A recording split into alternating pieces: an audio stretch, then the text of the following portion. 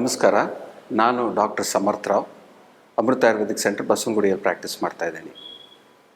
ಈ ಸಂಚಿಕೆಯಲ್ಲಿ ನಾವು ಮಾತಾಡೋ ವಿಚಾರ, ಯಾವ್ಯಾವ ಪಾತ್ರೆಯಲ್ಲಿ ನಾವು ಅಡುಗೆಗಳು ಮಾಡಬೇಕು, ಯಾವ ಪಾತ್ರೆಯಲ್ಲಿ ನಾವು ಅಡುಗೆ ಬಡಿಸ್ಬೇಕು ಅಂತ. ನಮ್ಮ ಆಯುರ್ವೇದ ನೋಡಿ ಸಾಕಷ್ಟು ಡೀಪಾಗಿ ಹೋಗಿದೆ ಈ ವಿಚಾರ ತಗೊಂಡು. ನಾನು ಹಿಂದಿನ ಸಂಚಿಕೆಯಲ್ಲೆಲ್ಲ ಯಾವ ಲೋಟದಲ್ಲಿ ನೀರು ಕುಡಿಬೇಕು ಅಂತಲೂ ನಾನು ತಿಳಿಸ್ಕೊಟ್ಟೆ, ಯಾವ ತಟ್ಟೆಯಲ್ಲಿ ಊಟ ಮಾಡಬೇಕು ಅಂತಲೂ ತಿಳಿಸ್ಕೊಟ್ಟೆ. ಈ ಸಂಚಿಕೆಯಲ್ಲಿ ಯಾವ ಪಾತ್ರೆಗಳಲ್ಲಿ ಅಡುಗೆ ಮಾಡಬೇಕು ಆಯುರ್ವೇದ ಹೇಳುತ್ತೆ ಅಂತ ತಿಳಿಸ್ಕೊಡ್ತೀನಿ. ಲೈಫಲ್ಲಿ ನಾವು ಸಾಧನೆ ಮಾಡ್ಕೊಂಡು ಹೋಗಬೇಕು ಅಂದರೆ ಈ ಚಿಕ್ಕ ಪುಟ್ಟ ಚೇಂಜ್ಗಳು ಮಾಡ್ಕೊಂಡು ಹೋದರೆ ತುಂಬ ಇಂಪ್ರೂವ್ಮೆಂಟ್ ಆಗುತ್ತೆ. ಹೇಗೆ ಪೃಥ್ವಿಯಲ್ಲಿ ಸಾಕಷ್ಟು ಈ ಮಿನರಲ್ಸು ಮೆಟಲ್ಸು ಇರುತ್ತೆ, ಅವೇ ಪ್ರಮಾಣ ಮೆಟಲ್ಸು ಮಿನರಲ್ಸು ಎಲ್ಲ ನಮ್ಮ ದೇಹದಲ್ಲೂ ಕೂಡ ಸಿಗತ್ತೆ. ಆರೋಗ್ಯವಂತರಲ್ಲಿ ಈ ಪ್ರಮಾಣ ಹೆಚ್ಚಾಗಿರುತ್ತೆ ದೇಹದಲ್ಲಿ, ಅಥವಾ ಬೇರೆ ಬೇರೆ ಪ್ರಪೋರ್ಷನ್ಸಲ್ಲಿರುತ್ತೆ. ತುಂಬ ಹೆಚ್ಚಿಗಾದ್ರೂ ಕಾಯಿಲೆಗಳು ತರೋದಕ್ಕೆ ಸಾಧ್ಯತೆ ಜಾಸ್ತಿ ಇದೆ. ಬಟ್ ಈ ಮೆಟಲ್ಸ್ ಮಿನರಲ್ಸಿಂದ ನಾವು ಆಹಾರ ಮಾಡೋದ್ರಿಂದ ಆ ಆಹಾರದಲ್ಲಿ ಈ ಮೆಟಲ್ಸ್ ಮಿನರಲ್ಸ್ ಗುಣಧರ್ಮಗಳು ಶೇಖರಣೆ ಆಗುತ್ತೆ. ಆ ಶೇಖರಣೆ ಆಗಿರೋದು ಅದರಲ್ಲಿ ಪಾಕ ಸಿದ್ಧವಾಗಿರೋ ಆಹಾರ ನಾವು ಸೇವನೆ ಮಾಡಿದಾಗ ನಮ್ಗೆ ಅದರಿಂದ ಆರೋಗ್ಯ ಚೆನ್ನಾಗಿ ಬರುತ್ತೆ. ಈ ಸಂಚಿಕೆಯಲ್ಲಿ ನಾನು ಯಾವ್ಯಾವ ಪಾತ್ರೆಯನ್ನು ಬಳಸಬೇಕು ಅಂತ ನಾನು ತಿಳಿಸ್ಕೊಡ್ತಾ ಇದ್ದೀನಿ. ಫಸ್ಟು ಎಲ್ಲದರಲ್ಲೂ ಶುರು ಮಾಡೋದು ನಾವು ಬಂಗಾರ. ಈಗಿನ ಕಾಲದಲ್ಲಿ ಬಂಗಾರ ಎಲ್ರಿಗೂ ಲಭ್ಯವಿಲ್ಲ. ಅದು ಬಂಗಾರದ ಪಾತ್ರೆಗಳು ಅಂದರೆ ತುಂಬ ಅಸಾಧ್ಯವೇ ಇಲ್ಲ.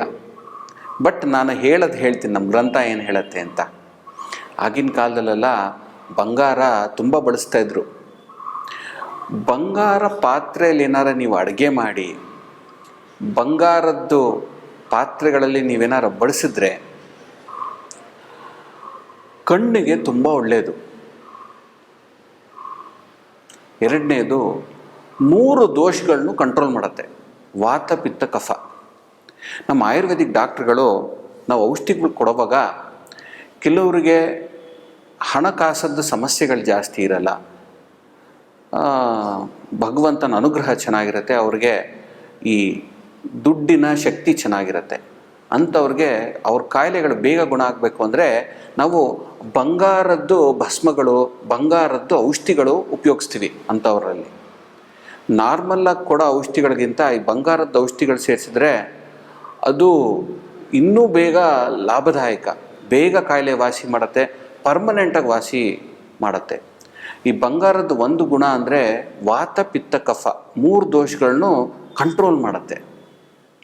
ಈ ಬಂಗಾರ ನಾವು ಪ್ರಾಣ ಹೋಗ್ತಾ ಇದ್ರೂ ನಮ್ಮ ವೈದ್ಯಕೀಯ ಗ್ರಂಥಗಳಲ್ಲಿ ಹೇಳುತ್ತೆ, ಬೆಟ್ಟದ ನೆಲ್ಲಿಕಾಯಿ ಚೂರ್ಣದ ಜೊತೆ ಬಂಗಾರದ್ದು ಭಸ್ಮಗಳು ಕೊಟ್ಟರೆ ಒಂದು ವ್ಯಕ್ತಿ, ಸಾಯೋ ವ್ಯಕ್ತಿನೂ ಬದುಕಿಸ್ಬೋದು ಅಂತ ಒಂದು ಪಾಯಿಂಟ್ ನಮ್ಮ ಕೆಲವು ಗ್ರಂಥಗಳಲ್ಲಿ ಕೊಡ್ತಾನೆ. ಇದೆಲ್ಲ ಬಂಗಾರದ ಗುಣಧರ್ಮಗಳ ಬಗ್ಗೆ ಹೆಚ್ಚಾಗಿ ಹೇಳುತ್ತೆ. ಸೊ ಬಂಗಾರದ ಯುಟೆನ್ಸಿಲ್ಸಿಂದ ಮಾಡಿದ್ರೆ 3 ದೋಷಗಳು ಕಮ್ಮಿ ಆಗುತ್ತೆ. ಮತ್ತು ಸಾತ್ಮ್ಯ ಆಹಾರ, ನಿಮಗೆ ತಿನ್ನೋ ಆಹಾರ ಎಲ್ಲ ಚೆನ್ನಾಗಿ ನಿಮ್ಮ ದೇಹಕ್ಕೆ ಡೈಜೆಷನ್ ಆಗಿ ಪಚನೆ ಆಗಿ ಸೇರಿಕೊಳ್ಳುತ್ತೆ. ಬಂಗಾರ ಆಯಿತು. ರಜತಕ್ಕೆ ಬರೋಣ. ಕೆಲವ್ರ ಮನೆಗಳಲ್ಲಿ, ಬಿಸ್ನೆಸ್ ಮೆನ್ಗಳ ಮನೆಯಲ್ಲಿ ಇದರಲ್ಲೆಲ್ಲ ಈ ಸಿಲ್ವರ್ ಅಂದರೆ ರಜತ, ಸಿಲ್ವರ್ ಯುಟೆನ್ಸಿಲ್ಸ್ನ ಉಪಯೋಗಿಸ್ತಾರೆ. ಈಗಿನ ಕಾಲದಲ್ಲಿ ಹಬ್ಬ ಅಂದರೆ ಮಗುಗೆ ಸಣ್ಣ ಮಕ್ಕಳಿಗೆ ತಿನ್ನಿಸ್ಬೇಕಾದ್ರೆ ಚಿಕ್ಕದು ರಜತದ್ದು ಅಥವಾ ಸಿಲ್ವರ್ ಪ್ಲೇಟಲ್ಲಿ ಅನ್ನ ಗಿನ್ನ ಎಲ್ಲ ಕಲಿಸ್ಬಿಟ್ಟು ತಿನ್ನಿಸ್ಬೋದು. ಬಟ್ ಸಿಲ್ವರ್ ತಟ್ಟೆ ಯುಟೆನ್ಸಿಲ್ಸಲ್ಲೇ ಅಡುಗೆ ಮಾಡಿದ್ರೆ ಮೊದಲನೇದು ಕಣ್ಣಿಂದು ಸಮಸ್ಯೆಗಳು ದೂರ ಹೋಗುತ್ತೆ, ದೃಷ್ಟಿ ದೋಷ ಕೂಡ ಹೋಗುತ್ತೆ. ನಾನು ಹಿಂದಿನ ಸಂಚಿಕೆಯಲ್ಲಿ ದೃಷ್ಟಿ ದೋಷ ಆದರೆ ಹೆಂಗೆ ಬ್ರಹ್ಮ ವಿಷ್ಣು ಮಹೇಶ್ವರನ ನೆನೆಸ್ಕೊಬೇಕು, ಹೆಂಗೆ ಆಂಜನೇಯನ ನೆನೆಸ್ಕೊಂಡ್ರೆ ದೃಷ್ಟಿ ದೋಷ ಹೋಗುತ್ತೆ ಅಂತ ತಿಳಿಸ್ಕೊಟ್ಟೆ. ರಜತ ತಟ್ಟೆಯಲ್ಲಿ ತೊಗೊಳ್ಳುವಾಗ ದೃಷ್ಟಿ ದೋಷನೂ ಹೋಗುತ್ತೆ, ದೃಷ್ಟಿ ಕೂಡ ಚೆನ್ನಾಗಾಗತ್ತೆ. ಪಿತ್ತನ ಕಮ್ಮಿ ಮಾಡುತ್ತೆ, ಆದರೆ ವಾತ ಕಫನ ಹೆಚ್ಚುತ್ತೆ. ಪಿತ್ತ ಕಮ್ಮಿ ಆಗುತ್ತೆ. ಕೆಲವರಿಗೆ ಕೋಪ ತಾಪ ಜಾಸ್ತಿ ಇತ್ತು ಮನೆಯಲ್ಲಿ, ಕೆಲವರಿಗೆ ತುಂಬ ಬಿಳಿ ಕೂದಲು ಜಾಸ್ತಿ ಬರ್ತಾಯಿತ್ತು ಅಂದರೆ ಸಿಲ್ವರ್ ಪ್ಲೇಟಲ್ಲಿ ಅಡುಗೆ ಮಾಡಿ ಆ ಸಿಲ್ವರ್ ಪ್ಲೇಟಲ್ಲಿ ಊಟ ಮಾಡೋದ್ರಿಂದ ಪಿತ್ತ ಕಮ್ಮಿ ಆಗತ್ತೆ. ಆಮ್ಲಪಿತ್ತ ಗ್ಯಾಸ್ಟ್ರಿಕ್ಕು ಅವೆಲ್ಲ ತುಂಬ ಜಾಸ್ತಿ ಇತ್ತು ಅಂದರೆ ರಜತ ಸಿಲ್ವರ್ ಪ್ಲೇಟಲ್ಲಿ ಊಟ ಮಾಡಿ. ಇದೇ ಪರ್ಮನೆಂಟ್ ಕ್ಯೂರ್ ಅಂತ ಅಲ್ಲ, ಇದು ಒಂಥರ ಕ್ಯೂರ್ ಅಂತ ಅಲ್ಲ, ಇದು ಒಂದು ಸಪೋರ್ಟಿವ್ ಮೆಟಲ್ ಪಿತ್ತ ಕಮ್ಮಿ ಮಾಡೋದಕ್ಕೆ, ವಾತ ಪಿತ್ತ ಕಫ. ನೆಕ್ಸ್ಟು ಕಂಚು, ಬ್ರಾನ್ಸ್. ಈ ಒಲಿಂಪಿಕ್ಸ್ ಮೆಡಲ್ಸಲ್ಲಿ ಗೋಲ್ಡ್ ಸಿಲ್ವರ್ ಬ್ರಾನ್ಸ್ ಅಂತ ಬರುತ್ತಲ್ವ, ಕಂಚಿನ ಪಾತ್ರೆಗಳಲ್ಲಿ ಏನಾರು ಅಡುಗೆ ಮಾಡಿದ್ರೆ ಬುದ್ಧಿ ತುಂಬ ಚುರುಕಾಗತ್ತೆ, ರಕ್ತಪಿತ್ತ ಕಾಯಿಲೆಗಳು ಕಮ್ಮಿ ಆಗುತ್ತೆ, ಬ್ಲೀಡಿಂಗ್ ಪ್ರಾಬ್ಲಮ್ಸು. ಕಂಚಿಂದ ಏನಾರು ಉಪಯೋಗಿಸಿದ್ರೆ ನೀವು, ಈ ಹೆಂಗಸರಿಗೆ ಬ್ಲೀಡಿಂಗ್ ಸಮಸ್ಯೆಗಳೇನಾರು ಇತ್ತು, ಆಮೇಲೆ ಕೆಲವ್ರ ಮಕ್ಕಳಿಗೆ ಅದಕ್ಕೆಲ್ಲ ಮೂಗಿಂದ ಎಲ್ಲ ರಕ್ತ ಬರೋದು ಇದೆಲ್ಲ ಇತ್ತು ಅಂದರೆ ಈ ಕಂಚಿನ ಪದಾರ್ಥದಲ್ಲಿ, ಕಂಚಿನ ಪಾತ್ರೆಗಳು ತಟ್ಟೆಗಳಲ್ಲಿ ಊಟ ಮಾಡಿದ್ರೆ ರಕ್ತಪಿತ್ತ ಕಮ್ಮಿ ಆಗುತ್ತೆ, ಬುದ್ಧಿ ಚೆನ್ನಾಗಾಗತ್ತೆ. ಮಕ್ಕಳಿಗೆ ಈ ತಟ್ಟೆಯಲ್ಲಿ ಕೊಡೋದು ತುಂಬ ಉತ್ತಮ.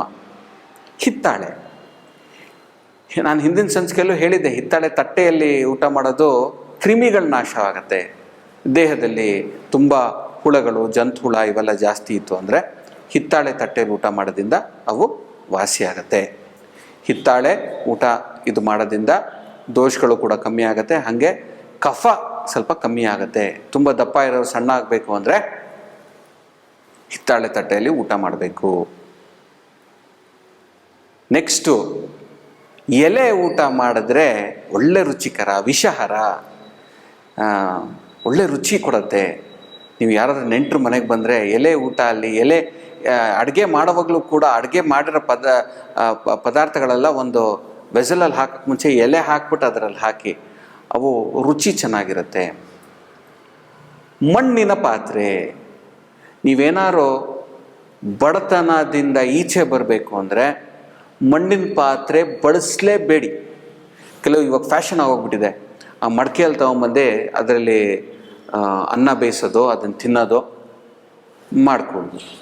ಸಂಪ್ರದಾಯದಲ್ಲಿ ಏನಾರು ಇತ್ತು ಅಂದರೆ ಅದನ್ನು ಬಳಸಿ. ಆದರೆ ಆಯುರ್ವೇದ ಹೇಳುತ್ತೆ ದರಿದ್ರಕ್ಕೆ ಕಾರಣ ಮಣ್ಣಿನ ಪಾತ್ರೆಯಲ್ಲಿ ಅಡುಗೆ ಮಾಡ್ಕೊಳ್ಳೋದು, ಮಣ್ಣಿನ ಪಾತ್ರೆಯಲ್ಲಿ ಊಟ ಮಾಡೋದು. ಅಂದರೆ ನೀವು ಶೇಖರಣೆ ಮಾಡಿರೋದೆಲ್ಲ ಕೊಟ್ಬಿಡ್ತೀರಾ. ಯಾರು ಬೆಳೆಸ್ಬೇಕು ಇದನ್ನು? ಸನ್ಯಾಸಿಗಳು ಬೆಳೆಸ್ಬೇಕು. ಯಾರು ಲೌಕಿಕ ಪ್ರಪಂಚ ಜಾಸ್ತಿ ನೋಡಿ ಆಧ್ಯಾತ್ಮದ ಕಡೆ ನುಗ್ತಾ ಇರ್ತಾರೆ, ಅವರಿಗೆ ಈ ಧನದ ವ್ಯಾಮೋಹ ಕಮ್ಮಿ ಆಗಬೇಕು ಅಂದರೆ ಮಣ್ಣಿನ ಪಾತ್ರೆ, ಮಣ್ಣಿನ ಮಡಿಕೆಯಲ್ಲಿ ಊಟ ಮಾಡಬೇಕು. ಸೊ ಈ ಸಂಚಿಕೆಯಲ್ಲಿ ಇಷ್ಟೆಲ್ಲ ವಿಚಾರ ತಿಳಿಸಿದ್ದೀನಿ. ಮತ್ತೊಂದು ಸಂಚಿಕೆಯಲ್ಲಿ ಮತ್ತೊಂದಿಷ್ಟು ಹೇಳೋಣ. ಅಲ್ಲಿವರೆಗೂ ನಮಸ್ಕಾರ.